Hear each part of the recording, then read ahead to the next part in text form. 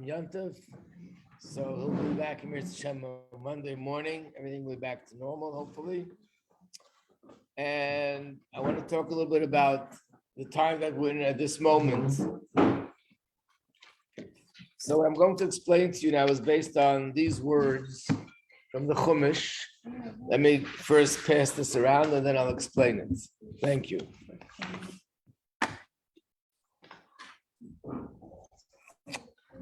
So in Chumash Bereshis,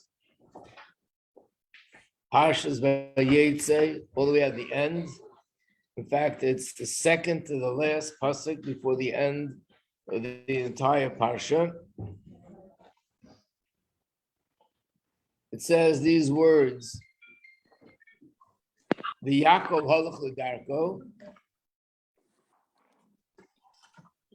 and Yaakov went on his way, continued on his journey, and then it goes on to tell us what happened when Yaakov went on his journey. So this time that we're in now, today and the next day, and I'm saying what else is involved, is referred to as this is the time of the Yakov Holach Ledarko. Yaakov goes on his way. What does that mean? So first of all, the word Yaakov and the name Yaakov, depending on what context it's used, sometimes it means a specific individual. The third one of our forefathers, Abraham, Yitzchak, and Yaakov. Sometimes you'll see it's used in a context where it's referring to the entire Jewish people. The Jewish people are called Bnei Yaakov or Bnei Yisrael or Beis Yaakov, the house of Jacob. So sometimes Yaakov refers to the Jewish people. That's the broader definition. So right now we're talking about the broader definition. It's talking about all of us going on our journey. And what it means is as follows: that we just celebrated Tishrei. Now this month Tishrei is unique. There's no other month like it in the year. Every month has something and some days that are special days. But with the month of Tishrei, we can say that more or less the entire month we're immersed in holidays, starting from the first day, which is Rosh Hashanah. And in fact, even today, tomorrow is Shabbos, but even till the rest of the month, we don't say Tachlon, because it's considered that we're still in the holiday atmosphere, because most of the days of this month were all holidays. So after experiencing all these holidays, now we have to start making the journey. What does that mean? So I want to explain a little bit. Hopefully, in the weeks preparing for Rosh Hashanah, Yom Kippur, Sukkot, Simchas Torah, you had a class called The Holidays from a Hasidic Perspective. I gave one class, Rabbi Dubov gave another class, and what you come to understand about all the holidays are that they're not just historic days, that we're commemorating something very significant that happened in the history of the Jewish people, but that spiritually, these are days that now, we just experienced it now, these were days that Hashem shines His light in the world, and we make every effort to absorb that spiritual light. And every holiday is a different light of Hashem. And as a result of that, every holiday provides us with spiritual strength in a different area. So for example, well, not as an example, but this is the reality we're dealing with. Yom Kippur is a holy day. It's a day where godliness is revealed. And therefore, it's a day that we absorb a unprecedented sort of spiritual strength. But in what area? In the area of tshuva, which means the ability to do tshuva any day of the year, from now until next year, we absorb that strength from Yom Kippur. Sukkot is a holiday that emphasizes unity, as you learned in the classes. So that means that on Sukkot is also godliness being revealed, and we absorb that godly light, and that gives us strength to have unity in a community, unity in a family, unity, the whole Jewish people be united together, unity with the rest of the world, and even unity within ourselves, not to feel fragmented and not to feel that I'm sort of going in different directions. Everything I do, it's all one, it's all united, and it's in a peaceful way. Then the strength to be simcha all year round, that we get on Simchas Torah. That's the day that Hashem, it's like getting a booster shot. On Simchas Torah, you get a shot for simcha. On Sukkot, you get a shot for unity. On Yom Kippur, you get a shot that gives you the power to do tshuva. And on Rosh Hashanah, which is the day that we accept Hashem's kingdom, that's the day we get the strength to have Kabbalah's oath, which means accepting Hashem's kingdom in unconditional acceptance. So this is what we receive. Now what? Okay, I got all this. Now what? Now what? Now is when the work begins. In other words, everything we got was for a purpose. And the purpose is to use this spiritual strength and apply it to practical things. So there are two mishalim, two analogies that the Rebbe uses, it's used in Chassidus, to describe this time period. One is the analogy in Yiddish. A Yurid means a fear, where businessmen go to a place, like a central place. Many merchants come there, they all sell their merchandise, and people come there and they buy things from different merchants, and they buy it wholesale, they go back home. Then you buy another thing, you pack it up, you bring it home. So you didn't buy it so that you should have a storage filled with merchandise. You bought it in order to sell, to do business with. So basically, at the fair, you purchase all the merchandise. That's when you put it into use. That's when you start doing the business. So we have to unpack all the boxes, unpack all the suitcases, unpack everything that I got, and now start using it. Is after Tishrei. On Tishrei, we got all this merchandise, the simcha, we received all the spiritual merchandise, and now we come home and we have to unpack it and use it in our daily life. Continue with simcha, continue with tshuva, continue with all these things. So that's the meaning of Yakov Holach Ledarko, that now's the time to start the journey. We finished with the absorbing. Now we have to go out and that is to bring out another point, that sometimes it's possible for people to be really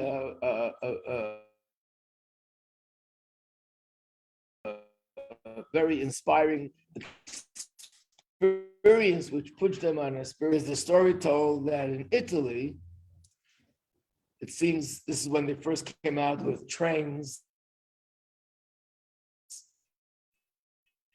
It was something, moving without horses, pulling the wagon. Wow! Everybody ran to see this thing that there's something metal and it moves without horses drawing it. So there was a big show. Hundreds or thousands of people gathered together to see, and they waved the flag, and the train started moving. Actually moved, but all the other cars didn't move. Only the locomotive, only the first car moved. What happened? Very simple. They forgot to connect the other cars to the locomotive. What's the point in the story? That Tishrei is also a locomotive. And it's a sort of strength that this month inspires us, and that inspiration will last for all the rest of the year till next year, Tishrei. But we have to make the connection. We have to connect our inspiration on Tishrei with the rest of the year. There's this story that I heard it from my grandfather, and in the times of the Rebbe Rashab, which is the fifth Rebbe of Chabad. The Rebbe would say a mimer, a Hasidic discourse, and they didn't do it by our Rebbe. I don't know, they did it by the previous Rebbe, but this is by the fifth Rebbe, that he would say a mimer. Now the Hasidim had to had to remember the Maimer, know the Maimer, and study it. So a group would walk into the Rebbe's room.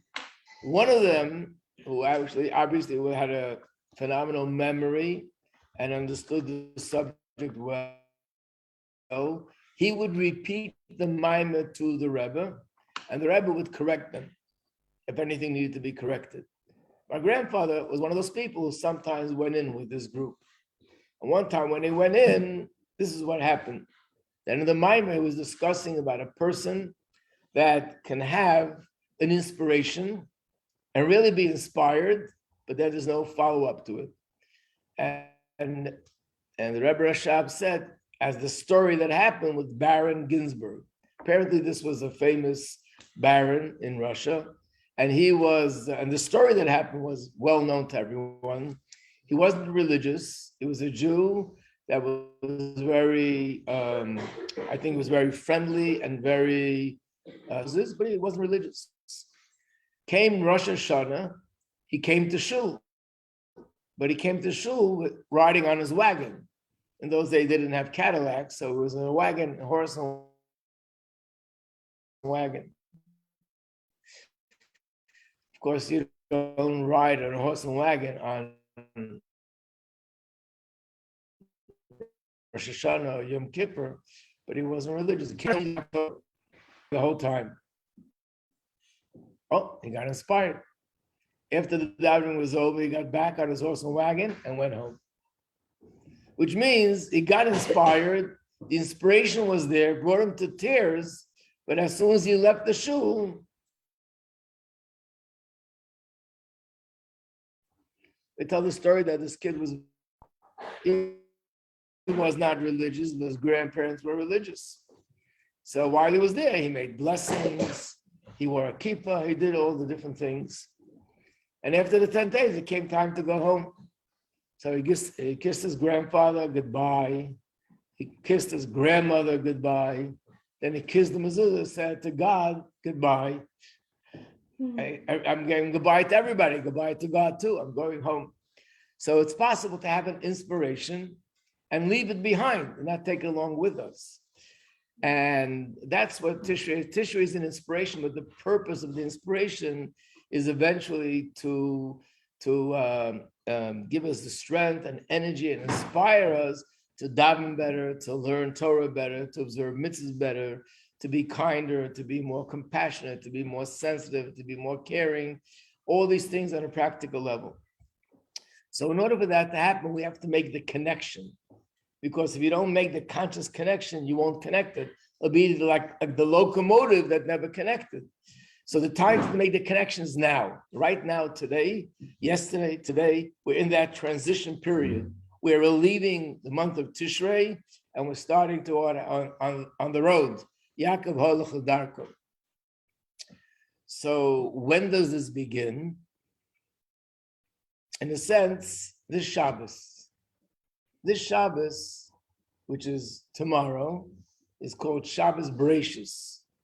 And in a sense, it's the first Shabbos of the year. I know you might be thinking, no, it's not. We already had Shabbos after Rosh Hashanah.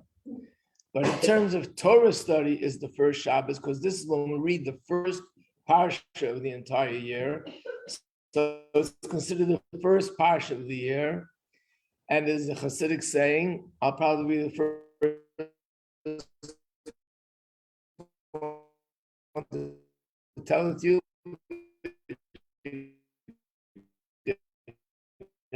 Hear it another 10 times from all the other teachers. And the reason is because until Shabbos, we're still in the spirit of Tishrei, there into the world to do our daily avodah. But you can really take it a step further, and that is Rosh Chodesh. I remember I told you that until the end of this month, we don't say Tachnan, which means to a certain extent, we're still under the inspiration of the holidays up until Rosh Chodesh. Still stomach aches, people have backaches, whatever they have from the Yom Tov, but the spiritual inspiration continues And once you come to the next month, now you're really going out there. Now you're going on the road. But then there's a third period, and that is the seventh day of Cheshvan. What's the seventh day of Cheshvan? The seventh day of Cheshvan is the day that in Israel, they begin to pray for rain, only in Israel. Maybe the halacha class, the teacher will explain it more. But the reason why, what's special about the seventh day of Cheshvan? So the answer is, really they should be praying to the Hamikdash, and they traveled by foot. And because they traveled by foot, the trip took either a few days, and for some people it was more than a few days. The Gemara says the furthest location from the Beis Hamikdash in Israel was a 2-week trip, 2 weeks. And therefore, they didn't pray for rain because the people who are still traveling home would get caught in the rain, which would make the traveling very difficult. Rain. They waited till the 7th of Cheshvan, which is exactly 2 weeks from Simchas Torah, from Shmini Atzeres, and 2 weeks later, that's when they started praying for rain. So the commentaries on the Torah and the Gemara say that because of that, until the 7th of Cheshvan, people were still in the spirit of the Beis Hamikdash. They were still under the influence of the Beis Hamikdash because they didn't get home yet. Once they got home on the 7th of Cheshvan, now's the time to start doing all the daily work. So basically, we're in this period called the Yakov Holach Ledarko. So if you look at these two time periods, one is the time that we're involved in getting inspired, like Tishrei is a time for inspiration. One holiday after another. And we're dancing, we're singing, Rosh Hashanah, Yom Kippur, it's Tshuva, but it's a spiritual, inspired time. And the second is when you have to go out there and just do the work that needs to be done. It's not such an inspirational time. Which is greater? So on one hand, you might say that being in a situation where you're inspired, that's greater. You're inspired, you're uplifted, you're on a high. That's very exciting. When you go out there to do the daily work, it's not as exciting anymore. On the other hand, but that's the bottom line. That's the whole purpose of the inspiration. The purpose of the inspiration is the shama takes. The soul, before a person is born, we know the physical body is a new creation.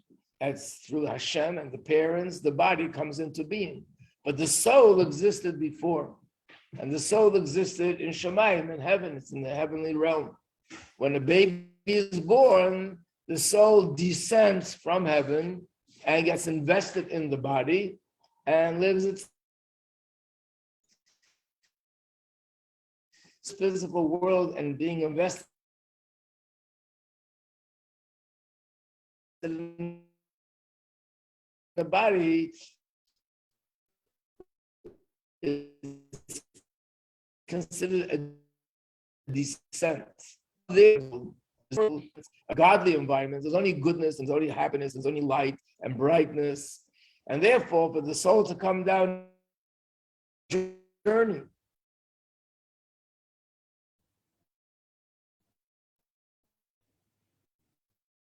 so the question might come up, so where's it better for the soul?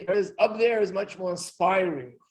But the ultimate purpose why Hashem created the soul was to come down to this world, to learn Torah, to do mitzvahs, and by doing all those things, you refine and you transform this world into becoming a spiritual place. That's the whole purpose. In fact, they were so into the inspiration, they couldn't apply themselves as the way they should to the physical world. And we have a story in the Chumash of two sons of Aaron that they were so inspired with feelings of love for Hashem to the point that they passed out. They died. What does it mean they died? Their soul, it's amazing. How fortunate can you be to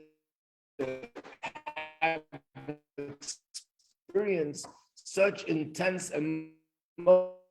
It must be something amazing. But the flip side of that is that you're not fulfilling the purpose which you were created. You're not doing what Hashem wants you to do. There's a story in the Gemara with another group. The Gemara talks about 4 sages. Each one of them went into a deep, intense spiritual experience. And unfortunately, they got carried away. It had a negative effect. But there was one, his name was Rabbi Akiva. He also went through the same intense spiritual experience, but nothing happened to him. In fact, only his inspiration only helped him serve Hashem even better. Which means here was a person that went through the most intense spiritual experience you can imagine. He went into the deep secrets of Kabbalah, of mysticism and spirituality, but yet he knew that the ultimate purpose of all that inspiration is to use it for things that are practical. And in a sense, we all go through this on a weekly basis. Shabbos and the 6 days of the week. Shabbos is more or less a day of inspiration.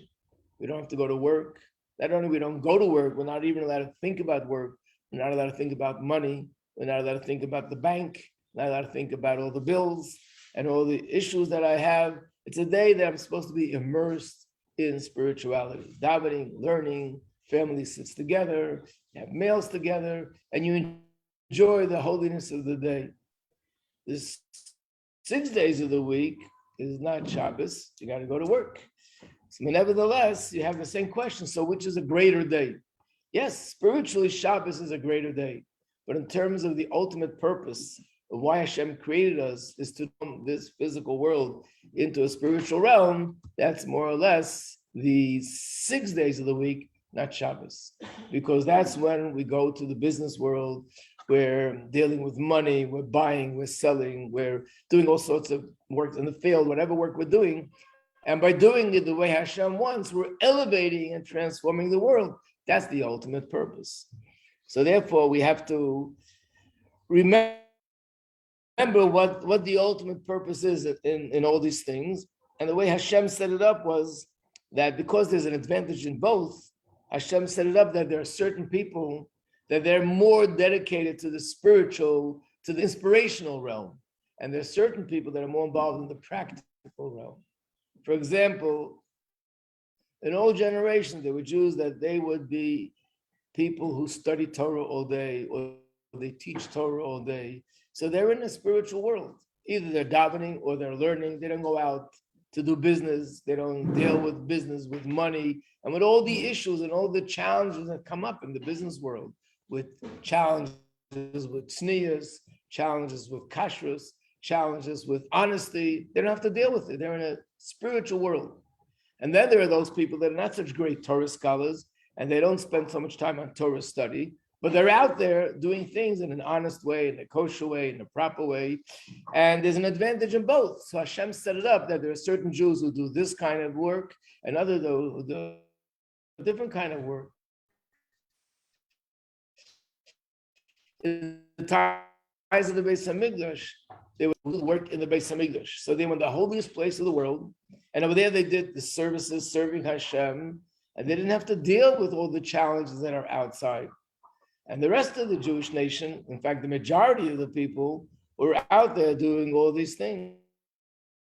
This is sort of what these 2 times, the month of Tishrei, Yiddishkeit is set up, that you need both, and one without the other is incomplete, and there's a time for one, and then there's also a time for another. And Tishrei, on the larger scale, is a time for one. By the way, this year, I'm sure it was mentioned before, is a Shemitah year, which in Israel, they're very careful with the foods that they eat, because anything that grows this year, they have to make sure that it's coming from a field where the people keep the laws of Shemitah. So once in 7 years, you weren't allowed to work in the field. And years ago, now things are different, but years ago, and not that long ago, if you look at the history books, not that long ago, the majority of people were working days when Jews lived in Israel before the Beis Hamikdash was destroyed, which means a year that you're not allowed to work in the field. What did they do all day? It was like Shabbos. That's why it's called a sabbatical year. They were able to spend a whole year davening, more davening on learning, and not deal so much with the business world, with the money world. And Hashem blessed them that the crop of the years before was so full and so blessed that they had enough to live on. But basically, it was a year that it was a year for inspiration. And on a daily basis, we need that as well. That's why we have davening. The day starts in the morning, and the davening is sort of the moment to be inspired. But after I finish davening, I pick myself up, I get on the train, I go to Manhattan, I have to go to work. You can't get inspired from the train, believe me. You don't get inspired from walking around the streets of Manhattan. You don't get inspired from doing business and getting involved in all the things that are involved in the business world. So the inspiration comes once a year in the month of Tishrei. On a smaller scale, it's once a week on the day of Shabbos. And on a smaller scale, it's every day during davening. It's a pity that some people, when they're davening, they're in the business world already. The whole purpose of davening is that at these moments, I lock out everything else and I lock myself in to the siddur, to the words that I'm saying. Whether you're davening for a half hour, 15 minutes, or even 5 minutes, but for whatever it is, that those moments that I'm davening, I lock myself into this time to generate some sense of inspiration. And then that inspiration should last for the rest of the day. Of course, every day I need to recharge the batteries, and that's why there's davening every single day. So the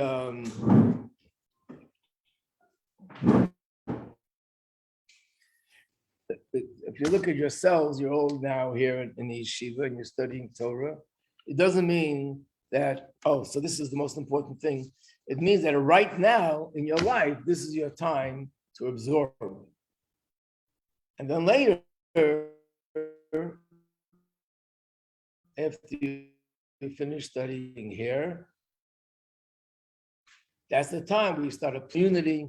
Like sometimes students who are studying here are approached by someone who says, I really need help. There's this woman that she just gave birth to a baby. She's having a very hard time. It's her 5th child and she can't handle it. Maybe you can take off from school for a few days and help her.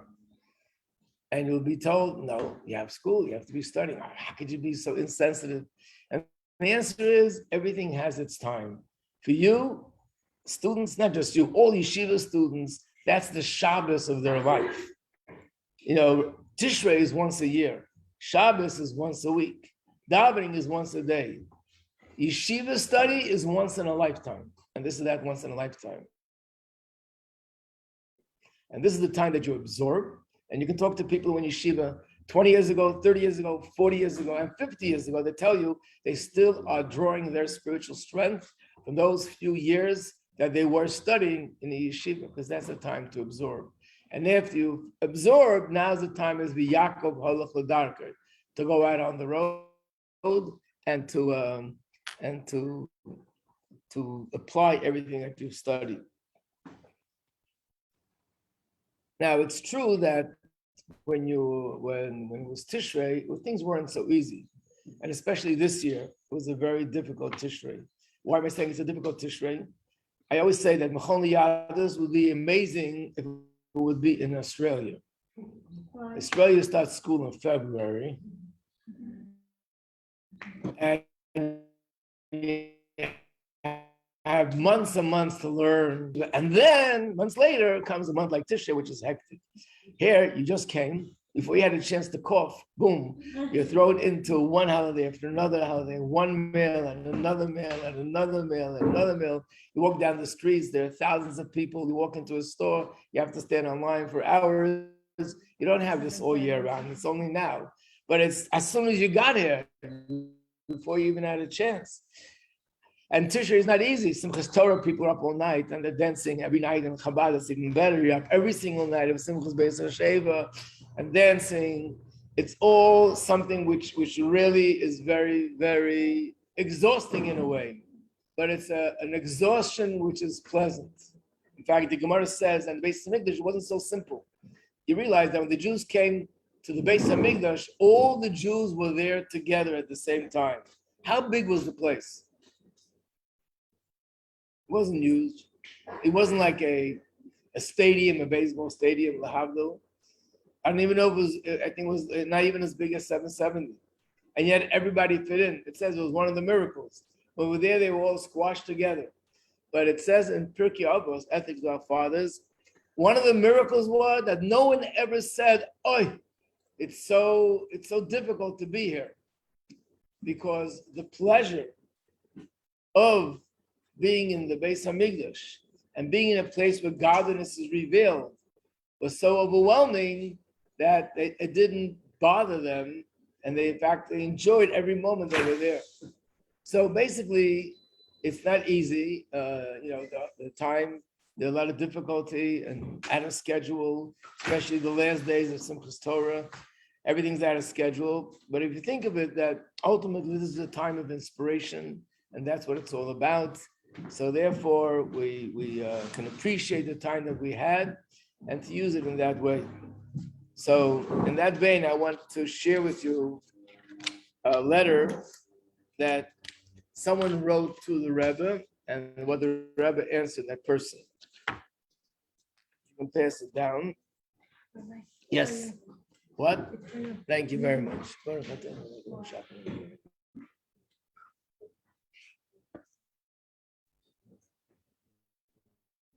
There was a chassid who lived in England. His name was Zalman Yafi. And he had merited to have a very close relationship with the Rebbe. So he wrote the Rebbe after the holiday of Tishrei that everybody who came back to England, they came back with a cold. And the Rebbe responds to that. So look at the Hebrew side. We'll start with the bottom where it says P.S. The following comes in English in response to your English letter, and particularly as it comes in reference to a remark that nearly everyone who was in New York during Sukkot returned with a cold. Turn the page. I was, of course, taken aback by this development. While 770, especially in the crush of Zman Simchasenu, could cause some discomfort, I had not expected it would be the cause of a widespread cold with a capital C. I'm used to receiving reports about returning from 770 filled with warmth, bursting with enthusiasm, energy. If it had any physical effect, no doubt, it raised the body temperature several degrees, which means they had heat, not cold, they had temperature. But to return from here with a cold, granted that England's climate is on the cold side all year round, and that Englishmen are basically conservative, reserved, and cool-headed, not given to a display of exuberance and overreacting, I had thought that things changed a bit in England in recent years. Of course, your statement implied no fault, certainly not intentionally. However, the association of a cold with 770 seemed quite, whatever that word is. I read this letter every year, but I still don't remember the word. What is it? Meaning? What? And you also know the meaning? What's the correct meaning? It's like not congruent with. Out of the question. Yeah. Okay. Especially in the Babbachi as well as in Manchester, Great Britain, elsewhere, Hashem helped succeeding in breaking the ice age. The Rebbe was referring to his term that he came back with a cold. In other words, of course, he meant to say physically that got colds. But the point was that coming from Tishrei, let's not focus on the cold. Yes, I get cold, tired, my body is aching, and my bones are breaking. But it was an experience of a spiritual experience where we got spiritual inspiration. We were provided with spiritual strength, and that's what we should focus on, and that's what we should take as strength which gives us the strength for the rest of the year. So this is basically what this time is about, which means how is it possible for a person to have an inspiration and not connect the locomotive to the other ones. And how is it possible to yes have it? What does it depend on? It's not just, okay, let me connect it. Probably the only way that it could happen is if I connect the inspiration to something specific. In other words, let's say a person becomes inspired Rosh Hashanah, inspired Yom Kippur, inspired Simchas Torah. They're all happy and dancing and singing. And they say to themselves, this year is going to be a better year. Very likely that nothing will change. Because a better year is such a general statement. But if a person says, this year, I'm going to be doing A, B, and C. I'm so inspired, I take on to change something in my life. Something, a little something, but something. Then the inspiration will hold on. The act that I'm going to do will be like a body to a soul. The inspiration is the soul. And whatever I take on, the hachlata, I'm going to add something to my Yiddishkeit, that's going to be the body that's going to hold on to it's like a flame of fire that needs a wick. And to hold it, this is going to be the wick that's going to hold on. So in these days, it's not just yesterday, it's now, these days, today, tomorrow, after tomorrow. These few days is the transition stage between Tishrei and the rest of the year. So we should reflect and try to think, what can I take on? Something new. It shouldn't be something too big because it's not going to last and not going to be realistic.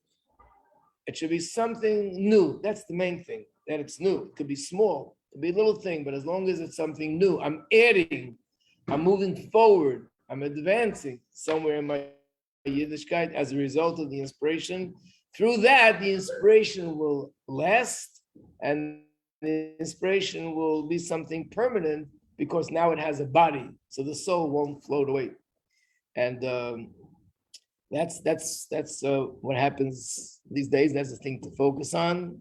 And again, tomorrow is a special Shabbos called Shabbos Bereshis, and then we have Rosh Chodesh Cheshvan, which is going to be in a few days next week, until we come to the day of Zayin Cheshvan. In fact, I don't know if you noticed this, or was pointed out to you, that in the shul, they change the curtain that's in front of the Aron Kodesh. Normally it's red, blue, different colors, but for Tishrei it's white. Also the table where they read from the Torah, for Tishrei it's white. In the many shuls, right after the holiday of Simchas Torah is over, they change it back to the red, blue, other colors. Here, in Chabad shuls, because the Rebbe points out that the holiday, the inspiration still continues until the 7th of Cheshvan, so therefore they actually don't change it. It remains with the white cloth, the white curtains, until the 7th of Cheshvan. So until that day, we're still in the inspiration mode.